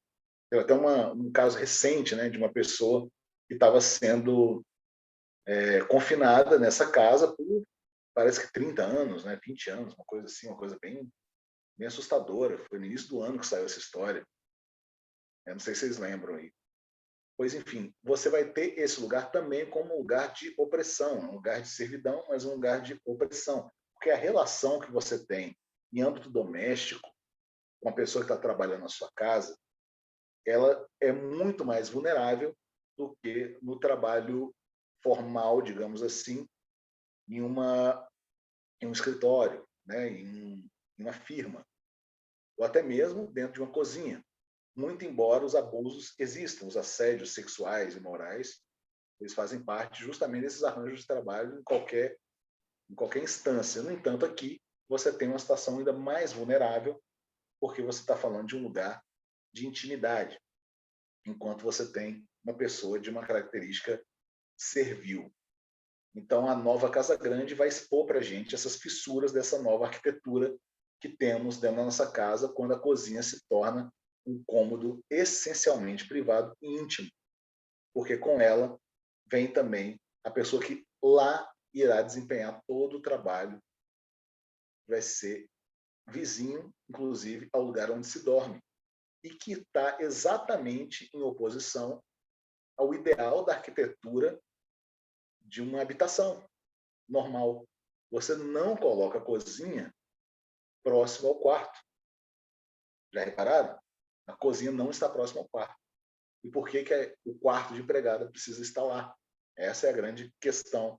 E nesse filme Recife Frio, nessa ilustração, né, mostra muito bem, né? O único caso em que o quarto da empregada seria super vantajoso, né? Era no caso desse frio extremo, repentino, numa cidade como Recife. Pois bem, o outro momento, digamos, da evolução dessa arquitetura da cozinha doméstica é o momento que a gente começa a se inspirar ou começa a traduzir em termos, inclusive arquitetônicos, né, o ideal da cozinha americana. A cozinha americana começa a ser uma grande referência, principalmente para a classe média, e aí a gente está falando da classe média empoderada americana e europeia a partir dos anos 50, no pós-guerra, né, da Segunda Guerra Mundial, e que no Brasil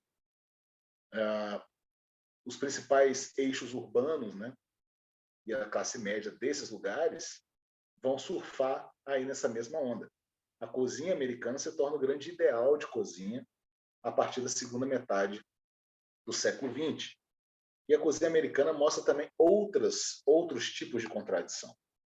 Aqui a gente tem, né, 3 imagens que representam bem a ideia da cozinha americana. Não só por serem americanas, né, esses personagens, você vê que essa estética, né, dos anos 50 é muito curioso, mas que você vai ter 3 momentos muito importantes da gente notar. O primeiro momento é que você tem a mulher provando seus dotes culinários para outras mulheres.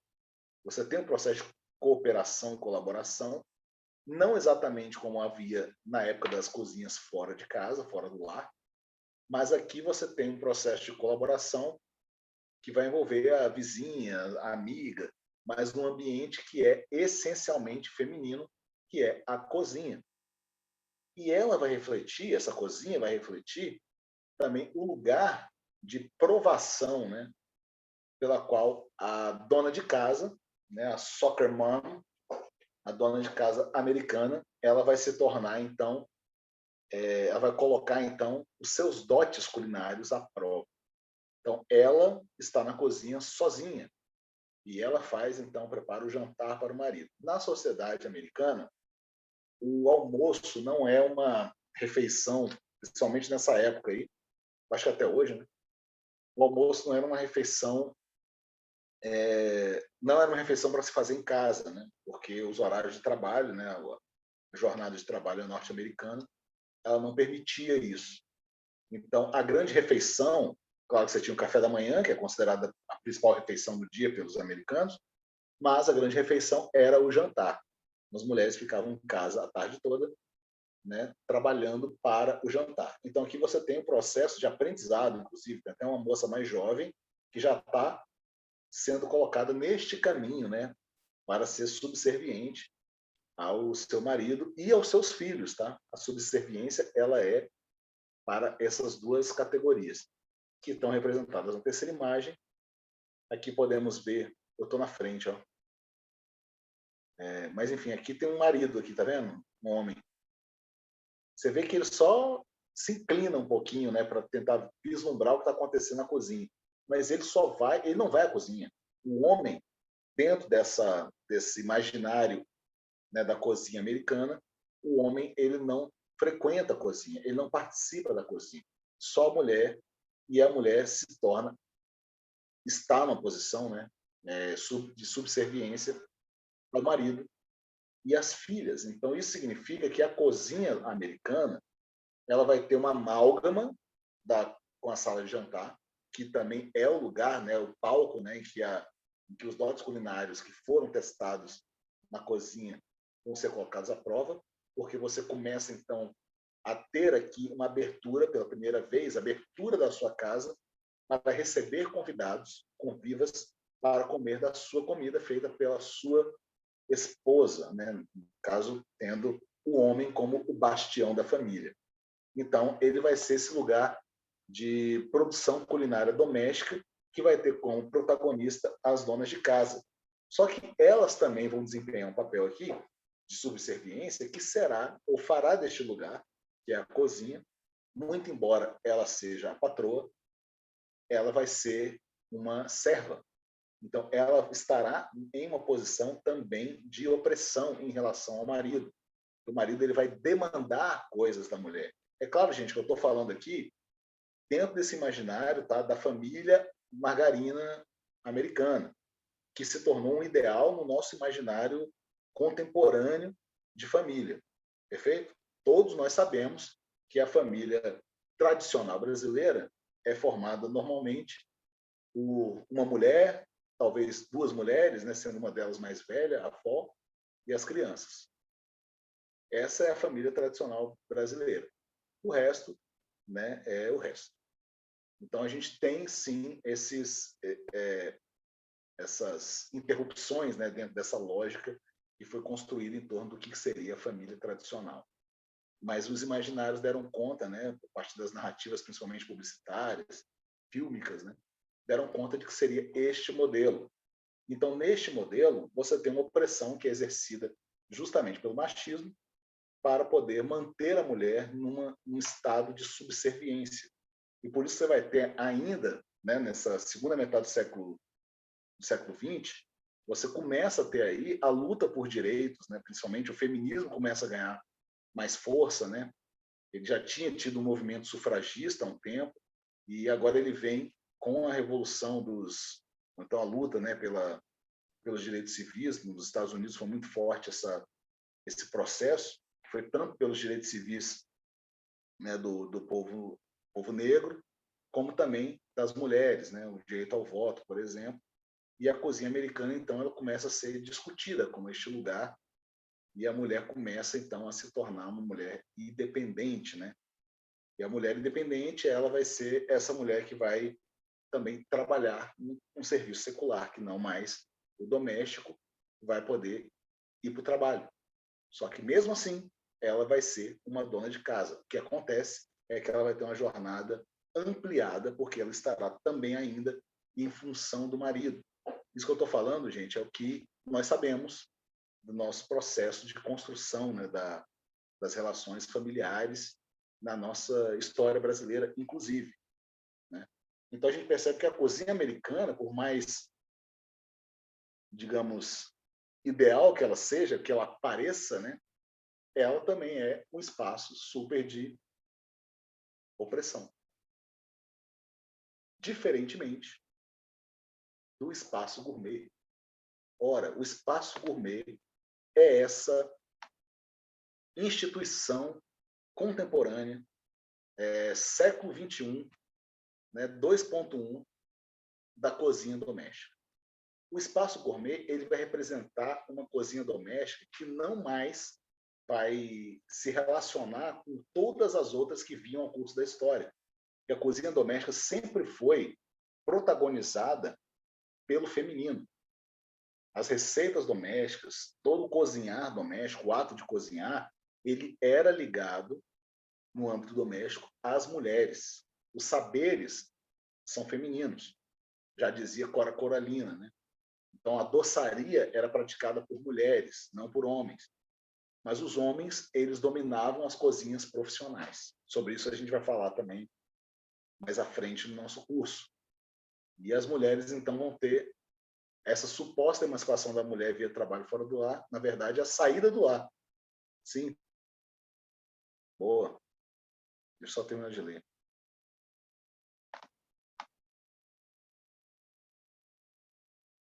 É, na verdade, a saída do lar da mulher branca, que é substituída por uma mulher negra em sua casa, a empregada. Que é a nova Casa Grande, tá? A nova Casa Grande ela não deixa de existir para existir a cozinha americana. É que a cozinha americana, no sentido americano mesmo, ela não tem... ela tem, na verdade, uma dupla personalidade, né? Porque ela não dispensa o serviço. Apesar de que, a partir dos anos 60, né, principalmente, na sociedade americana se torna menos comum esse trabalho de trabalho doméstico, né? Trabalho doméstico fixo, né? No Brasil, isso se perpetua muito mais, né? Por conta até das condições, né? Do abismo social que a gente vive, das condições socioeconômicas, que obriga uma pessoa a se submeter a um trabalho que ganha muito pouco para trabalhar demais na casa dos outros, né? E, enfim, isso vai acontecer por conta da nossa situação econômica. Tem até um filme de um amigo meu, um curta-metragem, o T. Aragão, que ele vai fazer, em que ele vai contar uma história de uma babá que está com problema com a empregada doméstica e babá dela. Ou seja, ela é empregada doméstica e babá de uma pessoa, e ela própria tem uma babá que é empregada doméstica na sua casa, a qual ela paga ainda menos. Então você vê que é uma bola de neve, assim. O feminismo ele vai servir para as mulheres brancas. Essa é uma discussão muito bem, muito oportuna, né, para a gente poder ter, porque de fato, né, você tem essa revolução dos direitos civis que vão ser direitos civis para uma determinada casta, né, de representatividade. Por isso, quando a gente fala em representatividade, eu acho importante a gente levar em consideração isso mesmo. Enfim, são várias problemáticas que a gente pode tirar, extrair a partir disso que a gente está conversando. Eu acho que a maior delas, não a maior delas, né? Mas eu acho que a versão mais sofisticada delas, dessas contradições e dessas opressões, elas ganham forma com os espaços gourmet. Eu tenho um verdadeiro, como eu posso dizer, enfim, um ziriguidum quando eu ouço em espaço gourmet. Porque o espaço gourmet, gente, ele vai ser esse lugar em que o protagonista deixa de ser a protagonista. Não é mais a mulher. Quem assume o protagonismo é o homem. E o espaço gourmet, ele vai ser um lugar em que o homem vai colocar à prova os seus dotes culinários. E aí a gente já sabe o que esperar. Não se torna mais um espaço de opressão, não se torna mais um espaço de labor, é um espaço de lazer, é um espaço de hobby, é um espaço para continuar o homem impressionando garotas, como sempre foi na nossa sociedade. E agora ele o faz a partir do ato de cozinhar. Então também é um sequestro da representação do ato de cozinhar, o que significa o espaço gourmet hoje. Normalmente o espaço gourmet está caracterizado por esse camarada hipster com a barbinha, não é isso? Fazendo churrasco. A grande expressão masculina ou de masculinidade na cozinha. Até muito pouco tempo, cozinhar domesticamente era um ato, né, para mulheres, né, ou para pessoas, sei lá, de outros gêneros, né, para homossexuais, enfim, no tratado coloquial que a gente tinha, né? A gente sempre relegava, como sociedade, esse lugar da prática doméstica a uma prática feminina. O homem só poderia ser aceito trabalhando, fazendo, exercitando essa prática doméstica se ele estivesse fazendo um churrasco, comida de homem. Ou seja, ali ele se torna o grande protagonista da parada. Porque, afinal de contas, o churrasco vai ocorrer no final de semana. É no momento em que ele está de folga. Não é o momento que vai atrapalhar o trabalho dele. Afinal de contas, ele que provê para a casa. Uma polêmica da Heineken em prol da segunda sem carne, que levou milhares de homens brancos a atacar e boicotar a marca. Sério? Não soube disso não, gente. Que coisa. É um problema estético, gente. Você cria, então, essa figura masculina, que vai ser a figura que não sabe cozinhar um arroz ou um feijão, mas quer pagar de gourmet fazendo risoto com filé no final de semana. Então, ele consegue fazer o risoto com filé, ele sabe usar ovas de tainha, ele sabe fazer uma redução de aceto balsâmico, mas ele não sabe cozinhar um piqui ruído, gente. Então, esse camarada se torna o ideal habitante do espaço gourmet, que é um espaço absolutamente ficcionalizado para servir de palco para este circo que armamos na nossa gastronomia, ou na nossa representação da gastronomia, a partir desse sequestro do ato de cozinhar como sendo um ato diário, um ato de subsistência e um ato também de servidão no bom sentido, ou seja, você servir uns aos outros, como fazíamos enquanto homo sociales, que o nosso ato de cozinhar também era um ato de servir. Aqui não, você tem um homem que vai fazer esse churrascão aqui, ele não vai se responsabilizar por nenhuma louça, ele não vai fazer nenhum dos acompanhamentos, porque os acompanhamentos são feitos na cozinha doméstica, e no final das contas ele vai pagar de bacana. E aí só dá um exemplo, né, mais da estética mesmo que a gente está querendo mostrar, que é essa, né, desse posicionamento carnívoro que você tem ligado ao ser macho, ligado também a toda uma indumentária que agora, nesse momento, inclusive, que a gente está discutindo, se faz presente. Tá? Vou colocar só um exemplo aqui para vocês verem.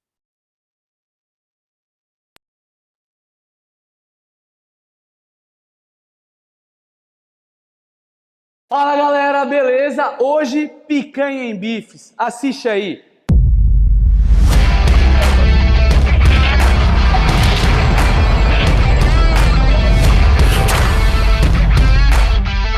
Bom pessoal, hoje a gente vai fazer uma picanha em bifes, em steaks. Quando a gente gravou o vídeo da picanha, que é o primeiro vídeo de churrasco aqui do nosso canal, a gente selou a peça da picanha inteira e depois fatiou ela em tiras. Inclusive,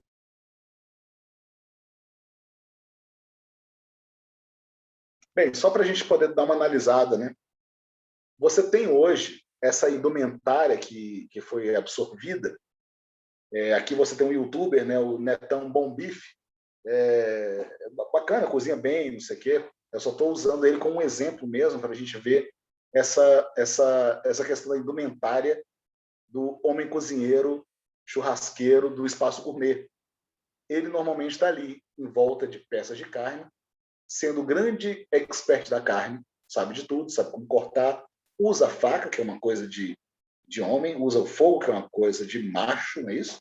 E aí usa agora esse avental de couro, com luvinhas pretas, né, e um olhar descolado. Tal. Então você tem... E rock and roll. Isso, Camilo, obrigado. Faltou, né? Você tem que ter um rock and roll, né, rolando para apresentar a pessoa. Então você vê que essa imagem, ou esse imaginário, está ligado, conectado ao ser masculino, enquanto o ser feminino ainda está conectado, gente, aos anos 50. Então, quando você vai... O bonézinho também, boné. Quando é um boné, é uma qual é o nome? Uma bandana. Bandana também se usa muito, não é isso? É isso, fica parecendo piada que a gente está falando assim, mas, gente, isso está muito sério. Assim. Eu acho que a gente precisa discutir isso de um nível mais crítico, sabe? Perceber como que nosso arranjo arquitetônico tem contribuído para essas contradições sociais de percepção, inclusive, do ato de cozinhar, como estamos vendo hoje. A arquitetura para a cozinha, ela é importante não por conta dos aspectos técnicos da arquitetura, mas porque os aspectos técnicos da arquitetura dependem de toda uma narrativa, de todo um imaginário, de toda uma proposta política e social que vem antes na sociedade, que entra no nosso projeto desenvolvimentista para justamente justificar essas novas práticas urbanas, sendo a cozinha o lugar onde elas acontecem com maior vulto, digamos assim. Pois para a gente não terminar em down desse jeito, né, gente, só falando que não tem saída, vale a pena a gente pensar no quarto momento da cozinha. Fazer cerveja em casa. Fazer cerveja em casa e deixar a mulher lavando a panela, né? Que tanto de panela fervendo. Gente, o último estágio da arquitetura doméstica é uma arquitetura que não depende de tijolos e granitos. É o que eu estou chamando de recozinha. A recozinha, isso aqui já é parte até do meu doutorado. Assim que estiver pronto, vocês vão conseguir ler esse capítulo que eu falo sobre o recozinha, que é, na verdade, o momento em que a cozinha ela se torna uma absoluta ficcionalização. Aliás, ela se torna apenas imaginário. A recozinha é a gente, e aqui eu me inspirei muito no Gilberto Gil, né, no Refazenda, Realce Refazenda, né? Você vai ter, então, a recozinha. A recozinha seria a gente conseguir aprender a cozinhar ou dominar o ato de cozinhar para além dos espaços da cozinha, os espaços legitimados. Ou seja, seria uma reinterpretação do ato de cozinhar, talvez utópico, digamos assim, mas que dispensa tudo isso. Dispensa o espetáculo midiático, o glamour, e que não necessariamente requer algum tipo de intimidade, mas sim ele requer, ou ele aponta para um nível de sociabilidade em que a nossa sociedade será um pouco mais justa, na qual a gente pode dividir a nossa comida com os outros e as outras, poder cozinhar juntos, comer juntos e, idealmente, num mundo onde todo mundo possa, pelo menos, comer. A recozinha, eu gosto de colocá-la como não mais um espaço, um cômodo ligado à arquitetura da cozinha doméstica. Ele é, na verdade, o próprio ato de cozinhar, que é um ato também de servir. Perfeito? E por hoje era isso. Questões?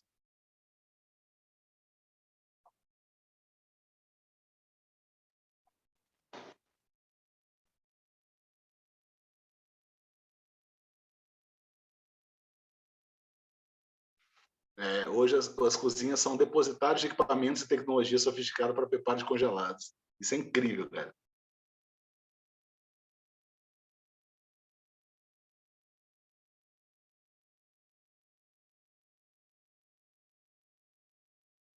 Não, obrigado pelos textões, Camila. O tema é instigante, deve instigar, e, por favor, escrevam textões. Adoro textão, principalmente porque a gente pode colocar esse textão no bicho todo depois e soltar aí no mundo para as pessoas lerem, se vocês quiserem praticar isso. Mas gostei muito disso que você colocou, porque, de fato, a referência da comida confortável, da comfort food, né, ela vai justamente mudar a partir desses referenciais que são extra-receituários, né? É mais pela influência mesmo na nossa cozinha doméstica de fatores externos. Então, você vai ter uma geração inteira que cresceu com a sua comfort food vindo justamente da comida que a empregada preparava, não é isso? A empregada doméstica preparava. Ou dessas lembranças de infância que são da indústria, pertencentes, né, da indústria dos ultraprocessados, que dominaram toda a narrativa. As crianças dos anos 80 e anos 90, que foram expostas assim de uma forma brutal, anos 70 já, né, de uma forma brutal a propaganda, né, no meio da, enfim, dos programas infantis, isso fez com que o consumo de ultraprocessados fosse indiscriminado, né? E você tinha também nas escolas a ausência total de um projeto de política pública e de segurança alimentar, fez com que escolas servissem balinha, chocolates e tal, desse tipo, para as crianças. As crianças carregavam dinheiro para a escola e comia isso, né? O pirocóptero, usava muito, furabolo, biscoito São Luís, gente do céu, as rosquinhas Mabel. Eu adorava essas rosquinhas Mabel, né? E aí eu tinha, sei lá, 10, 15 anos que eu não comia esse negócio. Eu fui comer de novo e é muito ruim, né? É impressionantemente ruim. Assim, é porque é só açúcar, né, aquele troço. Então você não sente um gosto de fato de nada. As balinhas soft, para quem não conhece, é a balinha que matava, né? De fato. Porque a balinha soft, ela escorregava, gente. Escorregava na goela. Cansei de engolir balinha soft sem querer. O comercial de chocolate do Batom, eu mostrei para o meu filho como uma picardia, né? Assim, meu filho, olha só que coisa maluca que acontecia. Aí tinha um menino, né, com um pêndulo, né, do batom, falando: compre batom, seu filho merece batom, para poder hipnotizar. Pelo menos era mais franca, né? As propagandas eram mais francas, né? Era cada mini infarto com a bala soft. De fato, é impressionante. E cada engolida... Muito bom. Gente, queria só mostrar um último vídeo para vocês, que é da Padma Lakshmi cozinhando. Cozinhando. E isso vai mostrar para a gente uma coisa que eu vou comentar daqui a pouco. É um vídeo super, ultra curto. Preciso interromper isso aqui primeiro.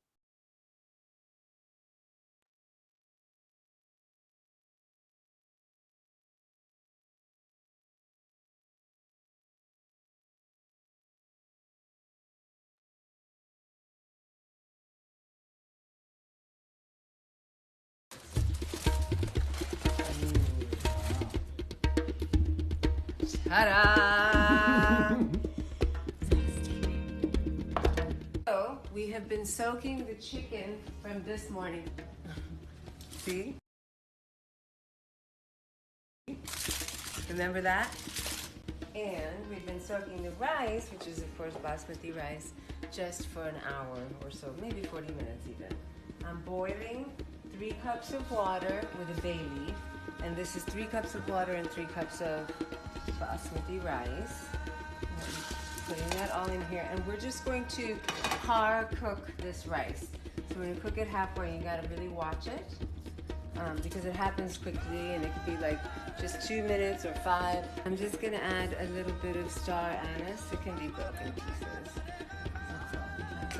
That's going to give the rice a nice aroma. It'll be subtle, but it'll be really lovely. Um pequeno trecho só desse vídeo da Padma. A Padma vocês devem conhecer, né? A Padma, ela era uma modelo, né? Muito famosa,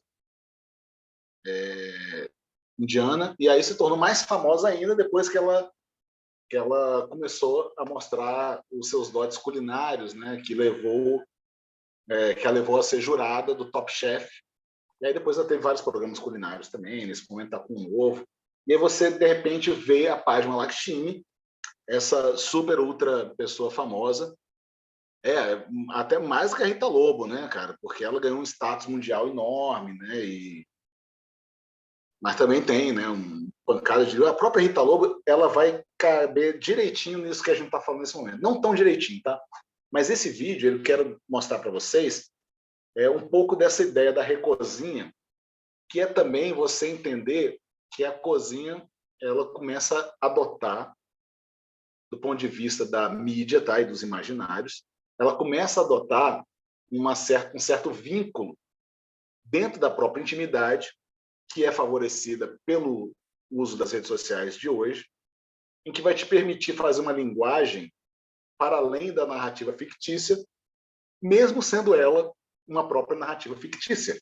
Olha que maluquice. Veja, a Padma Lakshmi ela tem mais do que condições suficientes para fazer, e ela o faz, um programa com super qualidade. E aqui você, de repente, tem ela cozinhando no seu canal do YouTube. Isso aqui ela soltou no Twitter, na verdade, originalmente, eu acho. Tem ela cozinhando espontaneamente, né? Você vê que tem, inclusive, um papel alumínio que não fechava direito, ela derrama a água do arroz antes, sabe? Joga as coisas ali, a câmera está num ângulo meio desfavorável, né? Para você conseguir ver direito o que ela está fazendo. E tudo isso, gente, é programado. Tudo isso também é linguagem de cozinha. Porque a cozinha agora deixou de ser esse espaço físico para ser um espaço fictício, mas que precisa se relacionar com os imaginários populares. Então é muito mais acessível você ver a Padma nessa circunstância do que no show dela, ou na própria Rita Lobo. A Rita Lobo que vai ter, né? Ela é uma colecionadora de aparatos e utensílios de cozinha, então tem uma cozinha super charmosa e tudo mais, e ela vai então abrir aqui, no caso da Padma, a intimidade dela para mostrar de uma forma espontânea ela cozinhando em casa. Então, esse tipo de cozinha que acontece nesse ambiente virtual, nesse ambiente que eu chamo de fictício, não estou falando que não aconteceu isso que a página está mostrando, mas tudo que a gente produz, e a gente vai ver isso no próximo módulo, né, que a gente entrar, tudo que a gente produz tem uma narrativa que é mediada ou mediatizada. Então, por hoje, é só. Essa é a nossa conversa. Espero que vocês tenham curtido essa provocação sobre a arquitetura da cozinha, o que ela representa para o nosso ato de cozinhar. E a gente se vê depois de amanhã já, quarta-feira, em que a gente vai falar um pouco sobre o contexto histórico, como ler e como aprender e como estudar a história da alimentação ou a história da gastronomia. É isso que a gente vai encarar na quarta-feira. Beleza? Eu que agradeço vocês e a gente se vê depois de amanhã. Se vocês forem pegar a gravação, vai estar lá amanhã também, já na nossa plataforma. Então, acesse a plataforma, está tudo lá. Beleza? Se não tiver, a gente coloca. O texto da aula passada, por exemplo, já tinha mudado lá, você vai conseguir baixar também. Tá joia? Obrigado pela companhia, pessoal. Tenham uma boa noite, um bom descanso e um beijo.